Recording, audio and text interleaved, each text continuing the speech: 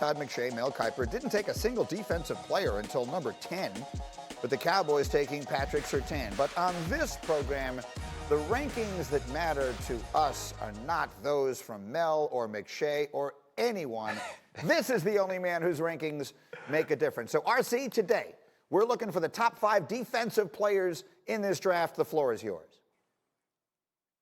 Listen, I know that Dan Graziano is going to get on here with all of how great I do against Himbo and try to break my list apart. I will tell you again, I do not care because it's my list. And we're going to start at number 5. We're going to UM and Jaelan Phillips. This is a dude that started his career at UCLA. He spent 2 years there. He had concussions, wrist injuries. I mean, Greeny, this dude got hit by a car. He goes to UM, he sits out a year, and he is stars this year. 15.5 tackles for loss. He had 8 sacks. He was a dude that showed his athleticism, and he also displayed those skills at Pro Day. He comes into a league that wants to throw the football, and he can rush the passer. You find usage for him on day 1, and I think he has an opportunity to be a pass rush star. At number 5, let's take it to Notre Dame. Yeah, we're going from UN to Notre Dame, 2 totally different campuses, and we're talking about Jeremiah Owusu-Koramoah. This is a guy who maybe in years past you don't draft as high because he's not as big, because he's a linebacker that might not necessarily be a downhill thumper. This is a guy that lined up on the slot receiver multiple times throughout the season. He's great in pass coverage.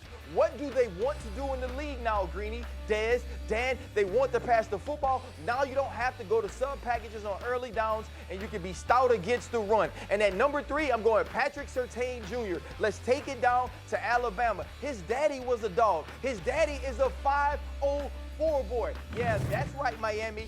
Pat Surtain Sr. is not from Miami. He's from the NO. Went to Carr High School, and his son is a chip off the old block, but it's a much bigger block than his dad. He's 6'2", 210 pounds, 4.46 speed, was a guy who was able to start as soon as he got on Nick Saban's campus. And as somebody that plays for Nick, I know how smart you have to be. Pat Surtain, day 1 starter. At number 2, we're going to talk about another former player's son. That's Jaycee Horn. I was watching Hey Rookie, welcome to the NFL last year, and Joe Horn was on there lying, talking about his vertical was 41.5 and that he could run a 4.36. You know why he picked those things? Because Jaycee Horn went 4.39. He jumped 41. He's a dude that was strapped up and locked down for the University of South Carolina. And if you need a cornerback and you want to play man-to-man coverage, this is the dude you get. And at number 1, and I don't think it's a question, he may not get drafted there, but Micah Parsons is a star,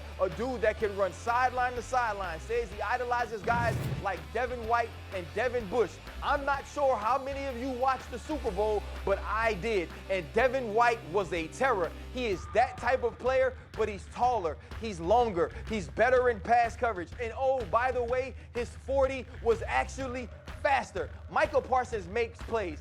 Just don't forget about him because we didn't see him in 2020. He opted out, but when he hits an NFL field, he is going to hit an NFL field. Thank you for watching ESPN on YouTube. For live streaming sports and premium content, subscribe to ESPN+.